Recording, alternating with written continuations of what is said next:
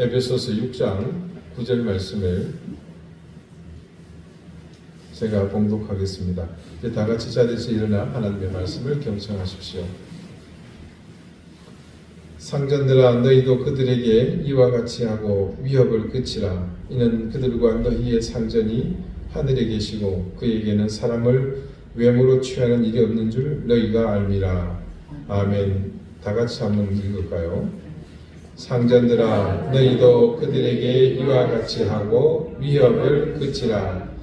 이는 그들과 너희의 상전이 하늘에 계시고 그에게는 사람을 외모로 취하는 일이 없는 줄 너희가 알미라. 아멘. 자리에 앉으시기 바랍니다.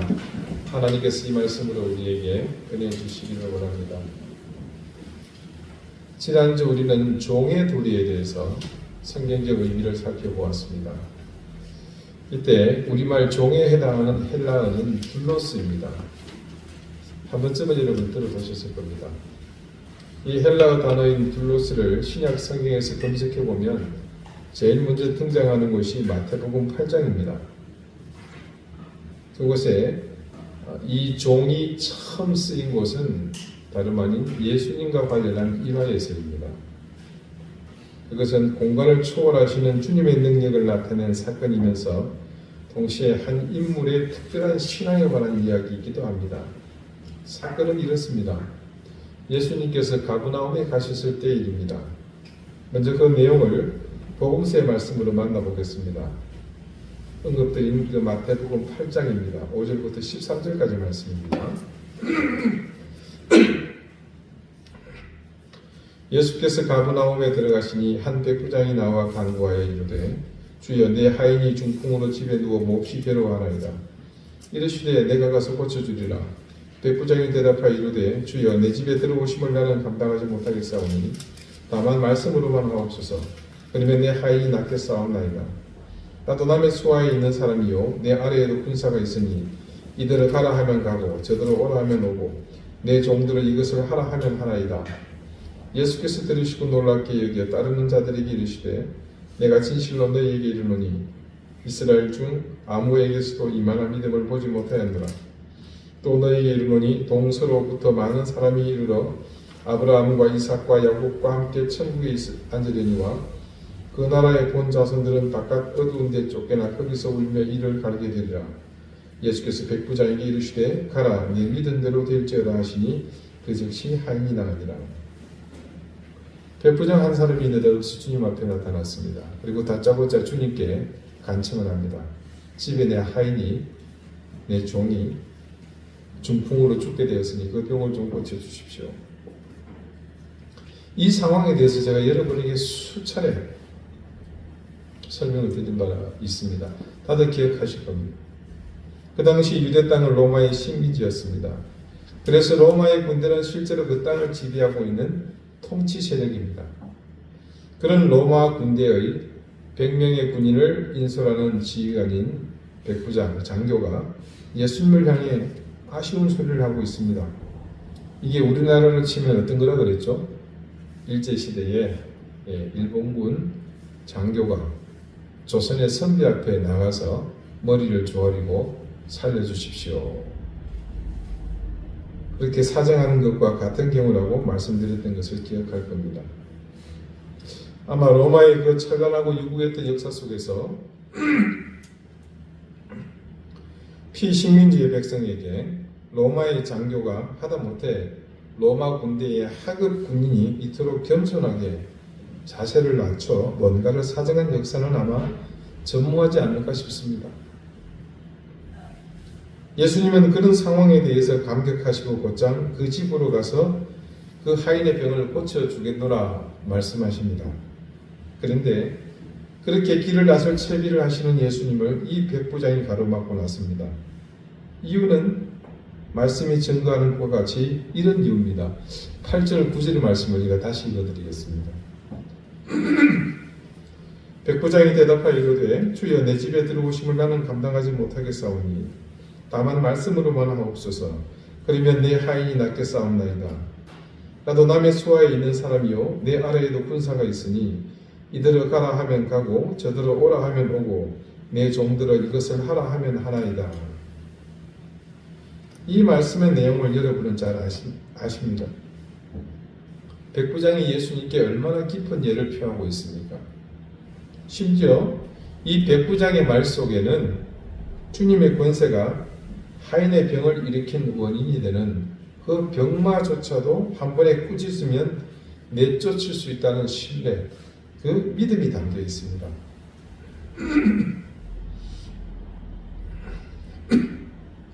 그런 백부장의 대답에 대해 주님은 이렇게 말씀하셨습니다. 예수께서 들으시고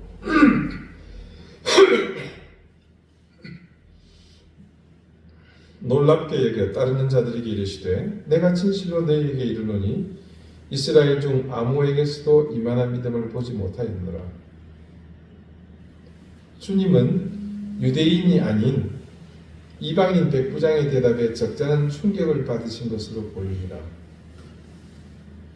그 충격 때문에 전혀 예상하지 못한 말씀을 하십니다. 이스라엘 사람 중에서도 이만한 믿음을 보지 못하였노라. 여러분 아까 말씀을 읽을 때 기억나십니까? 아브라함 이후로 이스라엘 민족의 역사를 얘기하시지만 그들은 정작 그런 신세가 되겠지만 이 사람의 이 구원은, 이 믿음은 더 기억될 것을 예수님이 말씀하시지 않습니까?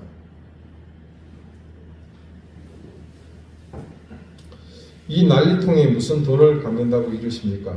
갚을 필요 없습니다. 난리통에 내가 죽으면 돈을 갚지 못하지 않습니까? 그러니 이들 받으십시오. 이 대화는요, 6.25 사변이 한창이던 1951년 이른바 북진하여 압록강까지 진군했던 국군과 유해군이 이 중공군이 개입하는 통에 후퇴해야 했던 소위 일사후퇴 때 한 은행에서 일어난 일입니다. 그렇게 서울이 다시 함락될 위기에 놓인 그 시점에 피난민들로 난리통인 이때 빌린 사업 자금을 갚겠다고 홀로 은행을 찾은 40대 중반의 한 남자가 있었습니다. 여러분 제가 대학 때 전공이 혹시 뭔지 아시는 분 있습니까? 저는 무기재료공학을 전공했습니다. 다들 이렇게 말하면 무슨 무기를 만드는 회사에 재료를 납품하는 그런 것으로 오해하시는데, 그런 재료를 만드는 것으로 오해하시는데, 이때 무기는요 구셀 무자에 그릇 기자, 이게 싸우는 도구죠. 일반적으로 아는 총칼이나 포탄 같은 거, 그런 전쟁 무기가 아니라 없을 무자에 틀 기자, 형태가 없다는 뜻의 의미인 무기입니다. 이게 반대는 유기죠. 이 무기 재료는 영어로 그래서 inorganic materials입니다. 그래서 무기 화합물을 재료로 사용하는 것을 말하는데, 가령 탄소를 주체로 하는 화합물을 유기물이라고 한다면 그 외의 모든 것은 무기물이라고 합니다. 어렵죠? 일반적으로 세라믹이라고 얘기하면 좀 더 쉽게 이해하실 겁니다. 그리고 이 무기재료 공학과에서는 두 가지를 더 배우는데, 그 하나가 시멘트고 다른 하나는 유리입니다. 조금 전 그 전쟁통에 은행 빚을 갚는 기이한 일을 한 사람은 다름 아닌 이 제가 전공한 무기재료 공학과의 한 과목인 유리를 제조하는 한국유리를 창업한 최태섭이라는 분입니다. 그렇게 난리통에 은행에 와서 그런 예상 못한 행동을 하니까 은행 직원이 얼떨결에 돈을 받았습니다. 그러자 이 청년 최태섭은 그제야 마음을 놓고 서둘러 피난길에 올랐습니다. 자, 이분이 전쟁이 끝난 뒤 이곳 제주도에서 군부대에 생선을 납품하는 원양업에 뛰어들었습니다. 그때 이 최 회장은 사업자금 융자를 신청하기 위해 은행을 찾아갑니다. 여러분, 전후니까 얼마나 많은 사람이 사업에 뛰어들었겠습니까? 뭐든 해야만 살 수 있잖아요. 돈이 당장 필요한 사람이 구름대같이 은행에 몰려오니 전쟁으로 모두 폐허가 된 마당에 마땅한 담보도 없고, 그러니 그 사람들이 다 문전박대당한 게 일수입니다. 이 최태섭 회장도 처음에는 당연히 거절당했습니다. 근데 그때 놀라운 일이 일어납니다. 그 은행의 행장이 일사후퇴 때 빌린 돈을 갚고 피난을 간 이 최태섭을 알아본 겁니다. 그리고는 당장에 그 당시 무려 2억 원의 돈을 무담보로 융자를 해줬다고 합니다. 얼마나 큰 돈인지 여러분 상상해 가시죠. 이후 최 장로님은 이 최 장로님 최태섭 회장은 독실한 크리스찬입니다. 서울에 있는 수도교회, 기장적 교회죠. 거기를 설립하신 멤버이고 그곳 장로로 지내셨죠. 1910년 평안북도 정주에서 태어나셨고 1926년에 남강 이승원 선생이 기독교 정신을 세운 오산학교에 입학을 해서 그곳을 다녔습니다. 최 장로님은 1957년 당시 유엔 한국재건단의 지원을 받아서 우리나라 최초의 유리회사인 한국유리를 창업했습니다. 이분은 한국 기업계에서 남달리 존경받는 기업인이셨습니다. 무엇보다도 그분이 존경받았던 이유는 직원에 대한 남다른 애정과 책임감 때문이었습니다. 1969년 기업 공개 시에 드러난 사실이지만요, 회사에서 친인척의 지분이 10%가 넘지 않도록 했고, 그 옛날에도 여러분 우리나라에 개념조차도 없었던 노동조합의 자율성을 최대한 보장한 것으로 유명합니다.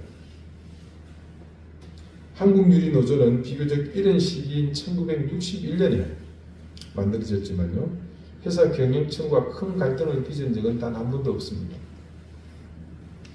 아무리 회사가 어려워도 일용직의 점심 식사비는 남겨두는 그런 경영주를 보면서 노조위원장도 존경하지 않을 수 없었다고 그렇게 전합니다.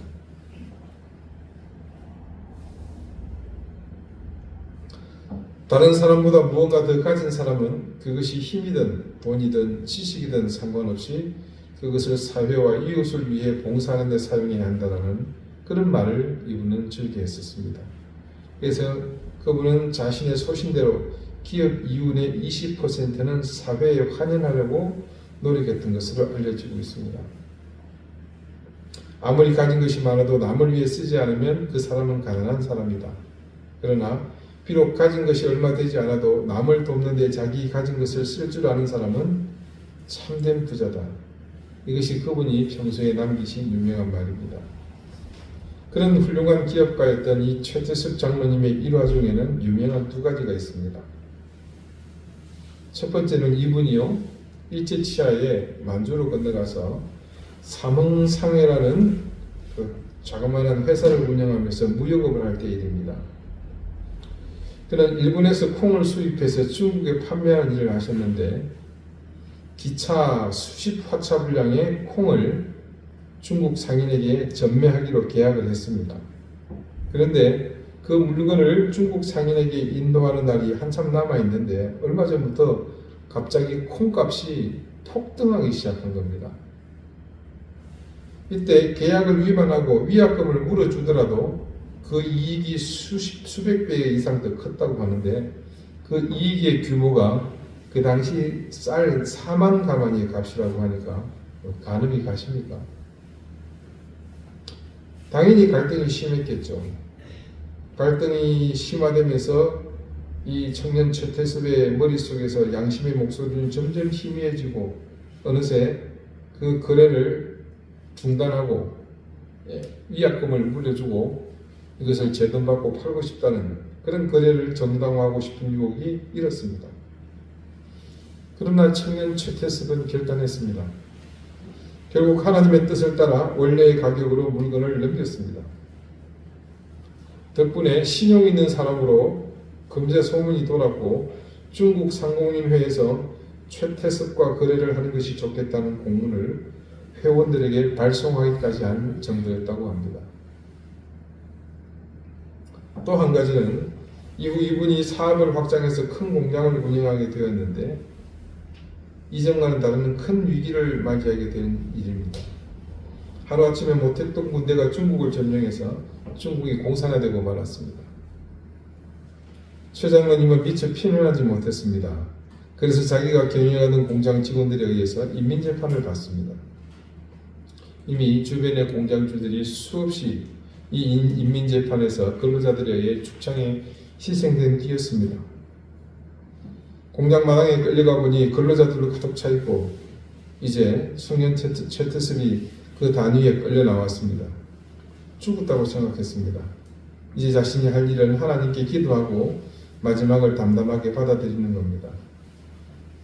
그런데 다 죽창을 들고 사장 죽이겠다고 인민재판하는 그 자리에서 중국인 한 사람이 앞으로 나왔습니다. 의장 최태섭이 눈을 뜨고 의장하면서 손을 번쩍 든 사람을 바라보았습니다. 그는 공장의 수위로 일하던 만주태생의 중년 남자였습니다.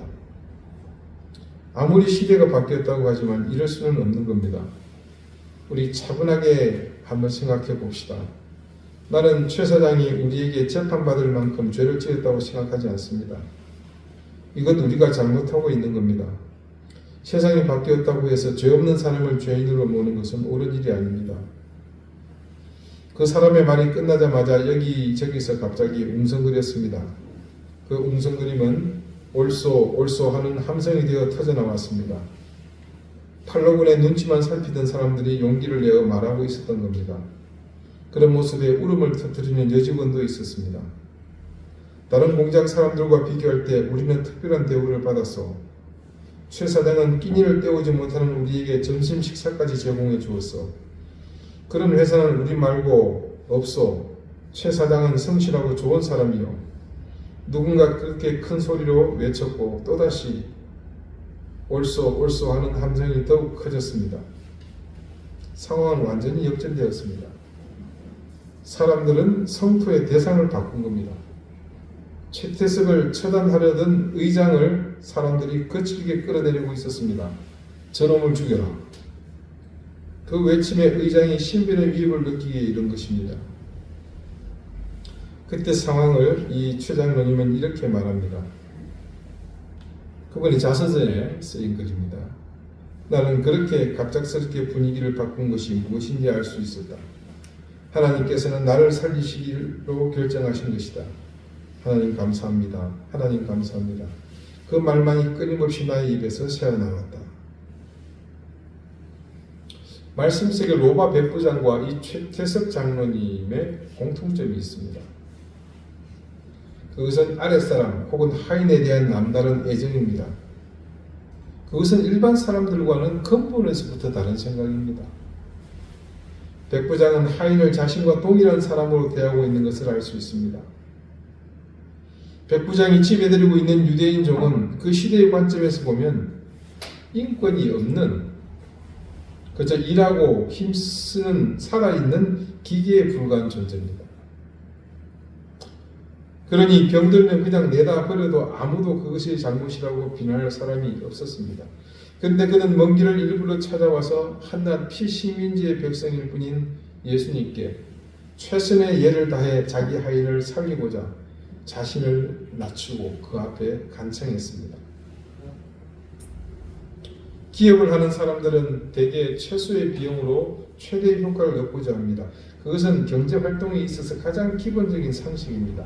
그런데 그 기본적인 상식에 몰두한 나머지 고용인 혹은 아래 사람을 쥐어짜서 소위 노동력을 착취해서 자신의 이익을 취한다면 그것은 올바르지 못합니다.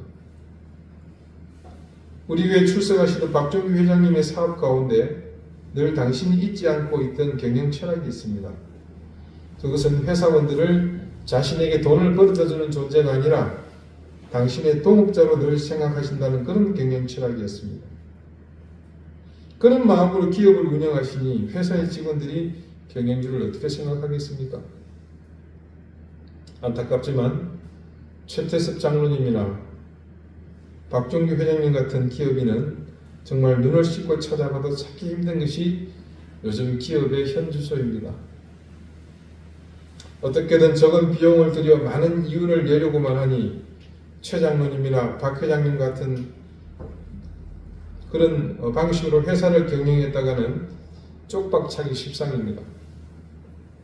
아마 모르긴 해도 이 최 장로님이나 박 회장님 같은 분을 일반적인 사고를 나는 기업인들이 얼마나 한심하게 생각했겠습니까?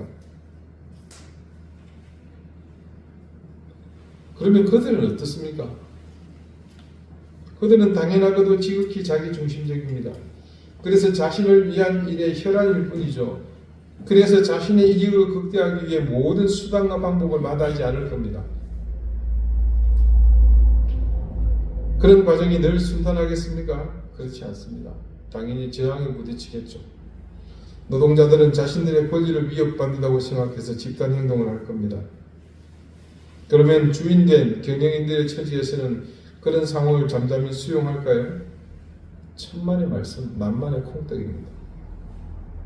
내 회사 그리고 내 밑에 있는 사람이기 때문에 당연히 그런 위치에서 자신이 할 수 있는 모든 수단을 동원하지 않겠습니까? 오늘 본문의 말씀 중 위협을 그치라는 말, 오늘 설교의 제목이기도 합니다. 위협을 그치라는 말이 지목하는 행위가 바로 이 시점에서 동원될 그 수단을 향해서 가리키는 겁니다. 자신들이 원하는 것, 원하는 상황, 그것이 안 되니 늘 주인은 아랫사람에게 위협합니다. 너희가 이렇게 하면 나는 저렇게 하겠다. 너희가 저렇게 하면 나는 이렇게 하겠다. 즉 자신의 힘을 가지고 밑에 사람을 협박하는 겁니다. 바울은 상전들, 자신의 아래에 사람을 부르는 이들을 향해서 오늘 이렇게 단 한 절의 말씀으로 아래 사람을 향해 어떤 도리를 가져야 하는지 말하고 있습니다. 바울이 먼저 요구하는 것은 상전들에게 너희도 그들에게 누굽니까? 하인들이죠. 부하와 직원들입니다. 먼저 이와 같이 하라고 합니다. 상전이 먼저 이와 같이 하라고요. 이와 같이 하라고 한 것이 무엇인지 앞절을 보니 이런 내용이 있었습니다. 먼저 6절에는 마음으로 하나님의 뜻을 행하고, 그리고 7절에는 죽게 하듯 하고 사람들에게 하듯 하지 말라는 이 두 가지가 오늘 본문 9절에서 상전들에게 똑같이 이와 같이 하라는 명령의 핵심입니다. 종들이, 아랫 사람들이 상전인 너희에게 그렇게 하듯이 너희 상전들도 이처럼 하라는 겁니다. 그렇게 하라는 말씀의 이유에 대해서는 그들과 너희의 상관이 하늘에 계시고 그에게는 사람을 외모로 취하는 일이 없는 줄 너희가 알미라고 그 이유를 밝히고 있습니다. 여러분, 이 말씀에는 중요한 사실이 먼저 전제되고 있죠. 종들에게도 그리고 상전에게도 공통적으로 누가 있다는 겁니까? 공통의 상전이 있다고 그러죠. 누굽니까? 네, 우리 하나님이십니다. 그리고 그 전제에는 더욱 중요한 사실이 한 가지 추가로 있습니다. 그에게는 사람을 외모로 취하는 일이 없는 줄. 그렇습니다. 그분이 보시는 이 말씀 속의 외모는 잘생기고 못생기고 이런 게 아니고요. 뭡니까? 종이냐 상전이냐 다스리는 자냐 윗사람이냐 아랫사람이냐 그런 지위를 말하는 겁니다. 높은 지위에 있는 사람이든 수많은 부하 직원을 거느린 경영인이건 할 것 없이 모두 하나님 앞에서는 동일한 인간일 뿐입니다. 그런 분이 인간을 보면서 경영인이라고 백부장이라고 대통령이라고 국회의원이라고 다르게 보실 것 같습니까? 절대 그렇지 않습니다. 그래서 바울은 그들 상전들에게도 종들이 하듯 최선을 다해 주님을 향해 하듯 하나님의 뜻을 행하라고 하십니다. 지난주 본문의 마지막 8절 말씀을 제가 읽어드립니다. 이는 각 사람이 무슨 선을 행하든지 종이나 자유인이나 주께로부터 그대로 받을 줄을 알미라. 자, 놀랍게도 이미 8절에 결론이 나와 있었습니다. 종이나 자유인이나 하인이나 상전이나 할 것 없이 모두 행한 대로 주님께 그대로 받게 될 것이라. 이미 그렇게 바울은 결론을 지었습니다. 그리고 말씀은 그것이 어떻게 나타났는지 이미 앞서서 주님의 사역 가운데 드러난 그 사실을 우리에게 보여주었습니다. 이스라엘은 하나님으로부터 선택을 받은 민족임에도 이 땅에 구주로 오신 메시아를 알아보지 못했지만 이방인으로 상전이었던 백부장은 식민지에 벌레만도 못한 하인을 불쌍히 여기는 그 마음으로 주님께로부터 이스라엘 백성 누구보다도 깊은 믿음을 가진 사람이라는 칭찬을 받았습니다. 청년 최태섭이 하나님을 향해 부끄러움 없이 살리고 애쓴 그 삶도 귀했지만 자기 기업의 부하 직원을 진심으로 아끼고 사랑하며 하나님의 사랑을 실천했기에 그는 인민재판으로 순식간에 처단당할 위기 속에서 그가 베푼 그대로 자신을 위협하는 사람에게서 돌려받는 기적의 보온을 경험했습니다. 자신이 아랫사람에게 죽게 하듯 마음으로 하나님의 뜻을 행한 그에게 하나님은 그런 사랑을 받은 직원들의 마음을 움직여 주께로부터 그대로 받을 줄 알미라는 말씀이 응하는 그런 하나님의 은혜를 체험했습니다. 사랑하는 우리 이든교회 교우 여러분, 저는요 하나님의 말씀은 반드시 이루어진다는 사실을 누구보다도 믿는 사람입니다. 저는 우리 이든교회 교우들께서도 저와 같이 다른 누구보다 하나님의 말씀이 반드시 이루어진다는 사실을 믿는 그런 그리스도인이 되었으면 좋겠습니다. 우리의 교회는, 아니 이 땅의 모든 교회는 바로 그런 사실을 누구보다 절실히 믿는 사람들의 모임이 되어야 합니다. 교회는 특히 그런 사실을 삶으로 보여주는 곳이 되어야 하는 곳입니다. 어느 교회에 입구와 마주보고 있는 상가에 술집이 생겼습니다. 누가 보더라도 교회 정문과 술집의 출입문이 마주보고 이렇게 예닫치는 꼴이 아주 우습게 보였습니다. 그리고 교회에 출석하는 자녀들에게 그 술집을 출입하는 사람들의 추태는 교육상으로도 보기에 너무 안 좋았습니다. 그래서 교회는 합심하여 기도했습니다. 하나님, 교회 정문에 떡하니 버티고 있는 술집이 속히 망하게 해주십시오. 그리고 교인들 일부는요, 그 술집 사장을 향해 삿대질하면서 우리가 하나님께 기도했으니 너네 곧 망할 거라면서 저주를 퍼부었습니다.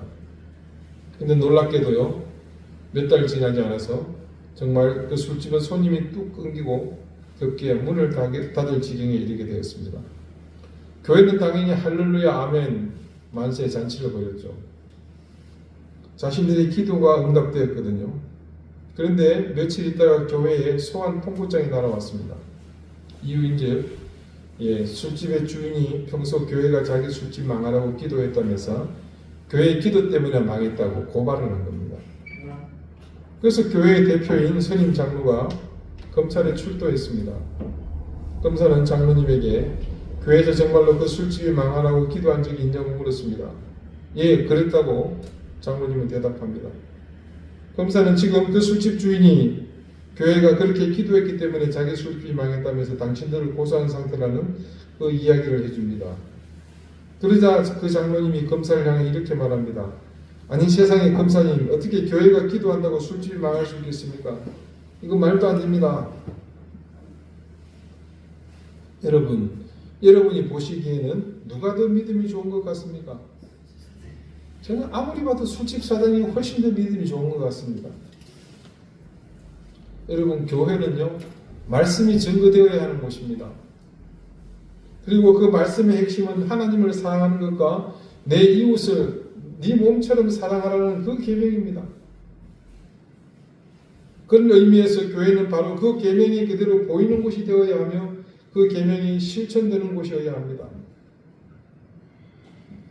부부와 자녀, 그리고 오늘 종과 상전에 이르기까지, 부모님에 이르기까지 이 관계가 건강하게 우리 가운데서 유지되지 못한다면 그것은 교회가 올바른 길로 가고 있지 않다는 증거입니다.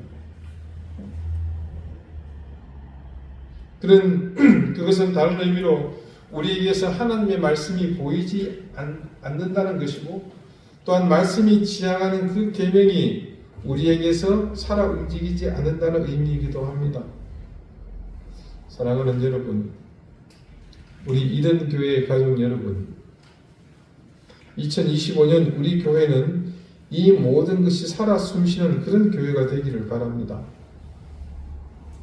여러분의 가정이 부부간에 화목하고 부모와 자녀가 서로의 도리를 다하는 화평한 가정이 되시기를 바랍니다.